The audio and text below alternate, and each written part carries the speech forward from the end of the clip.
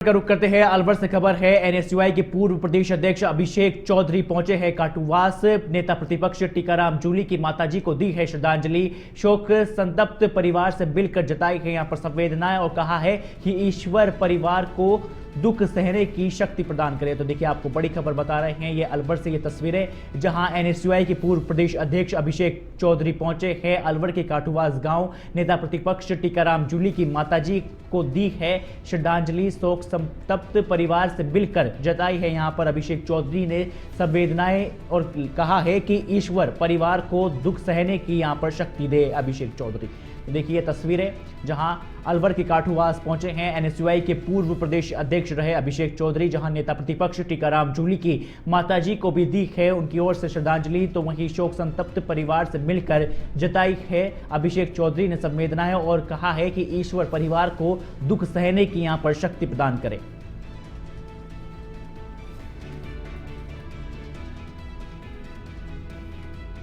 तो देखिए अलवर से आपको तस्वीरें दिखा रहे हैं जहां लगातार नेता प्रतिपक्ष टीकाराम जूली के पहुंचने का जो सिलसिला है वो लगातार जारी है और इसी कड़ी में एनएसयूआई के पूर्व प्रदेश अध्यक्ष अभिषेक चौधरी भी काठूवास गांव पहुंचे हैं और परिवार को यहां पर शोक संवेदनाएं व्यक्त की है।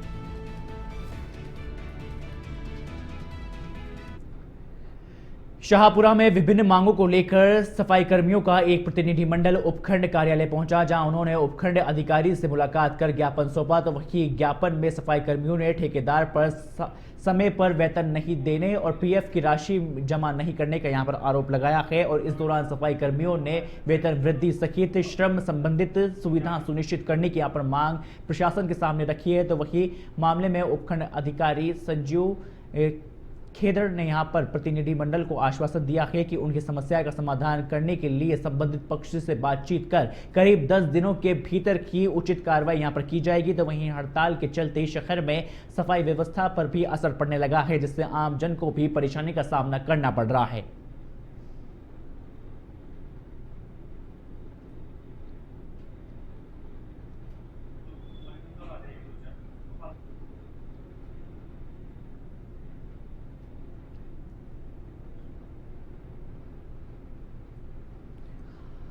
बूंदी के सौरभ शर्मा ने यूपीएससी की परीक्षा में 146वीं रैंक प्राप्त की है। बता दें कि वर्तमान में सौरभ ईएफपीओ में एनफोर्समेंट ऑफिसर और अकाउंट ऑफिसर के पद पर अहमदाबाद में कार्यरत है। सौरभ बचपन से ही एक मेधावी छात्र रहे हैं। बीकॉम की पढ़ाई करने के बाद उन्होंने चार्टेड अकाउंटेंट यानी कि सीए परीक्षा में अखिल भारतीय रैंक प्राप्त की थी और इसके अतिरिक्त उन्होंने एमकॉम में भी राष्ट्रीय पात्रता परीक्षा यानी कि नेट और जूनियर रिसर्च फेलोशिप जेआरएफ में भी उत्तीर्ण है। तो वहीं इस सब के साथ ही हाल ही में घोषित आरपीएससी के एग्जाम में भी 450वीं रैंक सौरभ ने हासिल की थी।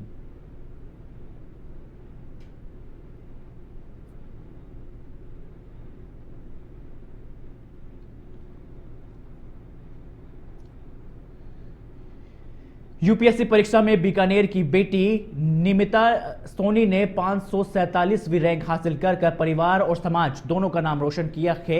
निमिता की सफलता पर परिवार में खुशी का माहौल साफ नजर आ रहा है। तो वहीं उनकी माता मंजू सोनी ने भावुक होकर कहा है कि उनकी 3 बेटियां हैं और बेटे नहीं, लेकिन उनकी बेटी निमिता ने बेटे से बढ़कर यहां पर काम करके दिखाया है और पूरे समाज में एक संदेश दिया है कि अगर बेटियों को शिक्षित किया जाए तो हमारी बेटियां भी बेटों से कम नहीं हैं। तो वहीं निमिता ने बताया है कि तैयारी के दौरान उन्होंने सोशल मीडिया से पूरी तरह से दूरी बनाए रखी और पढ़ाई पर पूरा फोकस यहां पर करा और उन्होंने कहा है कि वो हमेशा डिप्रेशन से दूर रहने की कोशिश करती थी और इसके लिए वे मोटिवेशनल गाने के सुनने के साथ ही सकारात्मक माहौल बनाए रखने को भी पसंद करती थी।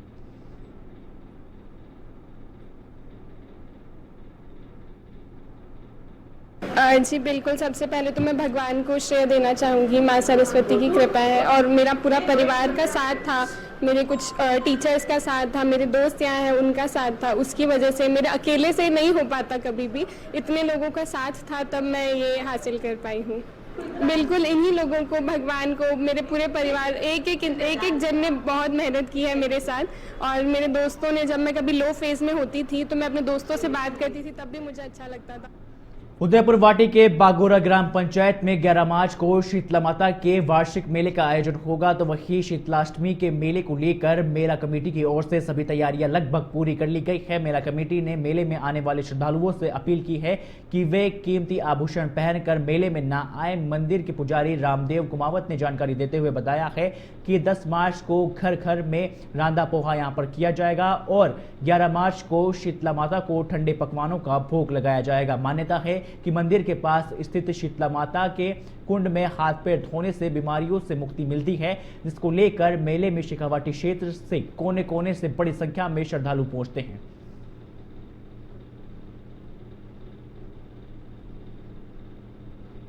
टीवी कैमरे की इंतजाम में पूरा कम से कम 40 कैमरे लगेंगे, पूरी निगरानी इस कैमरे में रहेगी। 11 तारीख का मेला है, 10 तारीख का जागरण है और इसके भोग लगता है ठंडा पकवान का, गुलगुला, पूरी, बाजरा, राबड़ी, दही, ये भोग लगता है इसका। रांदा पोया कब का है उसके बारे में पूरी जानकारी दें। 10 तारीख का और 11 का मेला है यहाँ। 11 का मेला है। कहाँ से लोग आते हैं इसमें? यहाँ आसपास के चूरू, फतेहपुर, खंडेला, रतनगढ़, फतेहपुर, बीकानेर से भी आते हैं, सूरजगढ़ से भी आते हैं, बम्बई से भी आते हैं।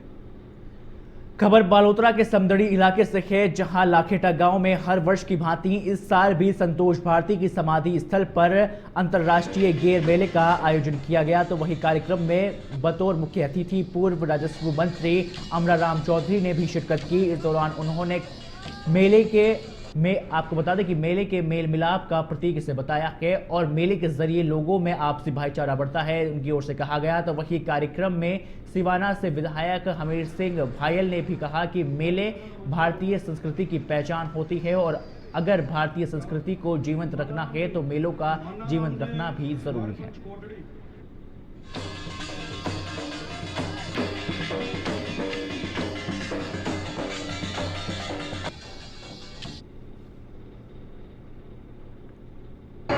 कपड़ा उद्योग 3 है, पाली, बालोतरा और जोधपुर। इन्हें वास्ते जितो प्रयत्न करना चाहिए,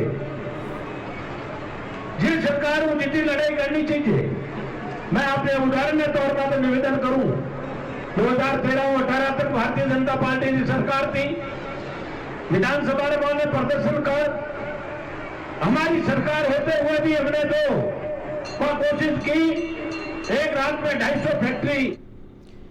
धौलपुर के तीर्थराज मचकुंड पर शुक्रवार को जोड़ मेले का आयोजन किया गया, जहां मेले में राजस्थान सहित पंजाब, हरियाणा, दिल्ली और उत्तर प्रदेश से बड़ी संख्या में सिख श्रद्धालुओं और अन्य धर्म के लोग पहुंचे हैं। तो वहीं आपको बता दें कि गुरुद्वारे में मत्था टेक कर सुख समृद्धि की यहां पर कामना की। मेले के दौरान गुरुद्वारा में शब्द कीर्तन का भी आयोजन किया गया। इसके साथ ही बड़ी संख्या में श्रद्धालुओं के लिए लंगर की व्यवस्था भी की गई, जिसमें लोगों ने प्रसादी ग्रहण की। मैं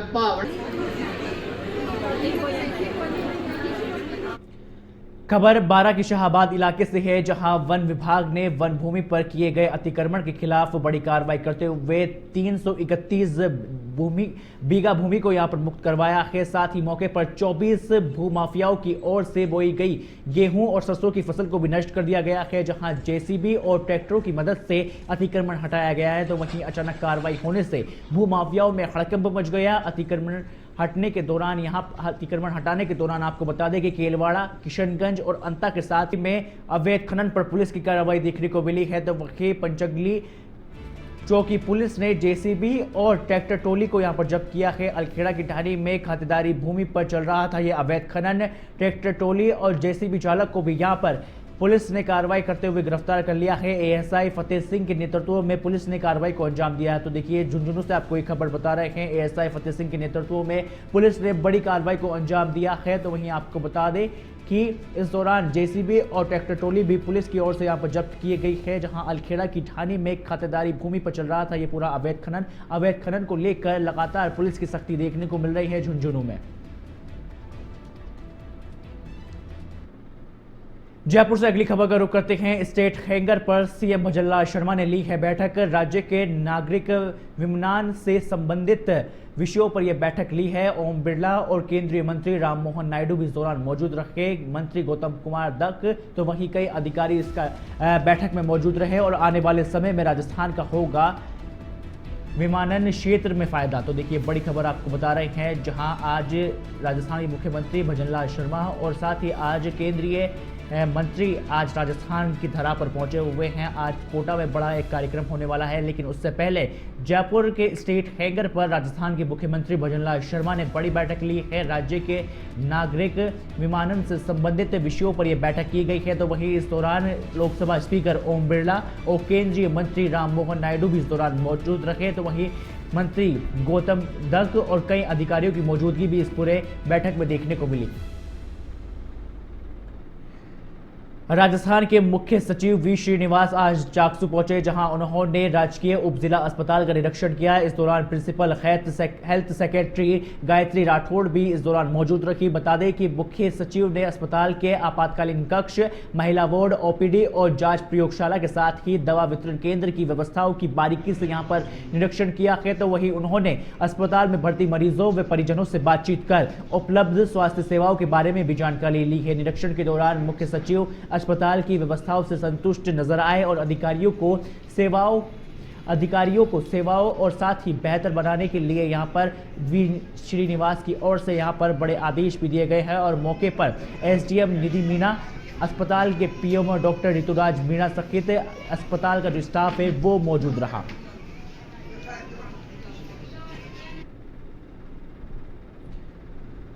पाली के नेशनल हाईवे पर भीषण सड़क हादसे में भीलवाड़ा के कारोबारी की यहां पर मौत हो गई है। जानकारी के मुताबिक भीलवाड़ा निवासी जयंतीलाल अपने काका की बेटी की शादी में शामिल होने आए थे। तो वहीं इस हादसे के बाद शादी वाले घर की खुशियां जो है वो मातम में यहाँ पर बदल गई है। दरअसल आपको बता दें कि केंद्रीय विद्यालय के पास कार अचानक अनियंत्रित होकर यहाँ पर पलट गई, जिसके बाद कार सड़क किनारे गहरी खाई में जा गिरी और मौके पर ही मौत हो गई। तो वहीं घटना के बाद शव को अस्पताल की मोर्चरी में भी रखवाया गया है।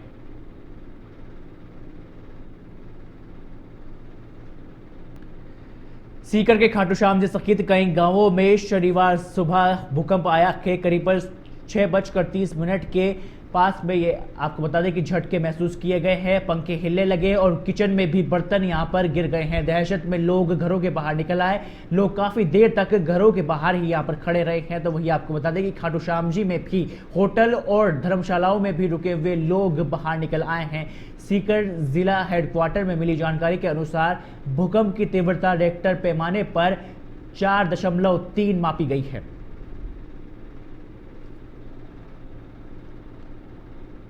धौलपुर से अगली खबर का रुख करते हैं, जहां बाड़ी थाना क्षेत्र में 2 दिन पूर्व झगड़े में घायल महिला की इलाज के दौरान मौत हो गई है। तो वहीं आपको बता दें कि महिला की मौत के बाद परिजनों में आक्रोश फैल गया है और उन्होंने जिला कलेक्ट्रेट के बाहर शव को रखकर विरोध प्रदर्शन भी यहां पर किया है। और इस दौरान करौली धौलपुर हाईवे पर कुछ ही देर के लिए यातायात भी प्रभावित हुआ, जिसके आपके बता दें कि जिसके बाद बाड़ी थाना क्षेत्र के ये पूरी घटना है। तो वहीं आपको बता दें मिली जानकारी के अनुसार बाड़ी थाना क्षेत्र के करमपुरा गांव में 2 दिन पहले 2 पक्षों के बीच में जमकर यहां पर विवाद हो गया था, जो बाद में झगड़े में बदल गया। और बता दें कि झगड़े के दौरान नथ्यो की पत्नी यानी कि जगदीश गंभीर रूप से यहां पर घायल हो गई थी और परिजनों ने उन्हें इलाज के लिए ग्वालियर तक लेके गए, जहां उपचार के दौरान शुक्रवार को महिला ने अपना दम तोड़ दिया।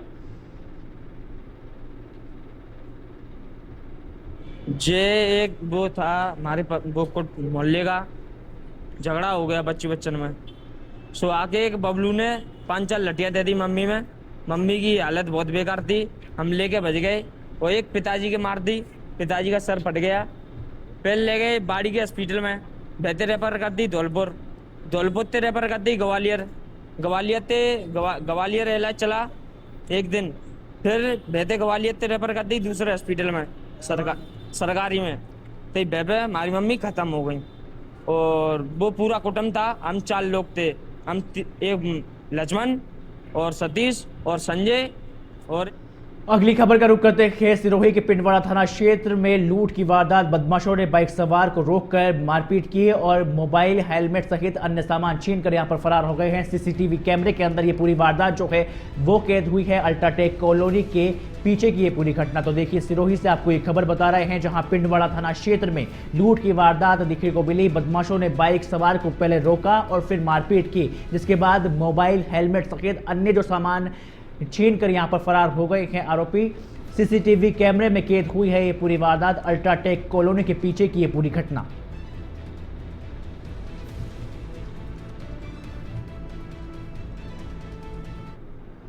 अगली खबर का रुख करते हैं। करौली के फुलवाड़ा क्षेत्र में चोरों का आतंक। अज्ञात चोर खेतों में लगी बोरिंग की केबल लेकर फरार हुए हैं। 10 बोरिंग की मोटरों के लंबे तार यहां पर काट कर लेकर फरार हो गए हैं। सूचना मिलने पर पुलिस मौके पर पहुंची और चोरी की घटनाओं को लेकर अब किसानों में भी रोष देखने को मिल रहा है। तो देखिए करौली से खबर, जहां 10 बोरिंगों की मोटर की जो लंबी तारें हैं वो यहां पर चोर लेकर फरार हो गए हैं। सूचना मिलने पर मौके पर पहुंची है पुलिस। चोरी की घटनाओं को लेकर किसानों में भारी रोष देखने को मिल रहा है।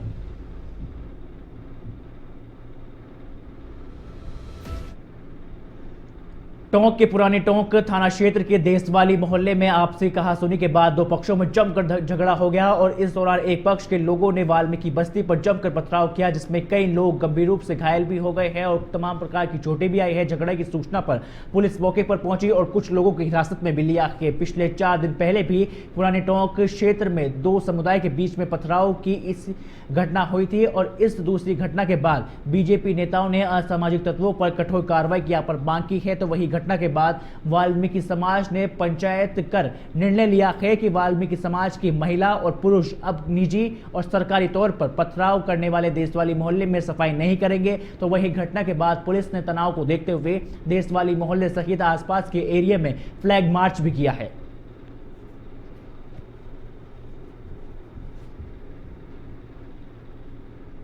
ये लोग हमारे यहाँ बच्चे, हमारे बुजुर्ग आदमी, मतलब मेरे सास ससुर बैठे हुए थे। ये लोग उधम मचाने लगे। तो हमारे घर के जो बड़े थे वो समझाने गए तो इन्होंने हमारे आदमियों की गिरवाने पकड़ी। ये लोग पूरे मौके की तैयारी पे बैठे थे तो इन्होंने पीछे से हमला बोल दिया। उन्होंने लोडी पत्थर फेंके हमारे ऊपर, हमारे बच्चों की लगी, हमारे आदमियों की लगी। यहाँ तक ये घर में घुस गए, हमारे घर तक में पत्थर फेंक गए। हमारे छोटे छोटे बच्चे, मासूम बच्चों, उनके लग गई चोटें। और क्या बोलते हैं, इन्होंने हम पे घर में आके लेडीजों पे, इन्हों पे हमला करा। सबके वाल्मीकि बस्ती के अंदर ये लोग बेचारे कमा खाकर आकर घरों पे बैठे थे, अपने परिवार के साथ बैठे थे। कोई कारण समझ में नहीं आया कि क्यों इनके घरों पे पथराव करा गया, क्यों माहौल बिगाड़ने की कोशिश करी गई।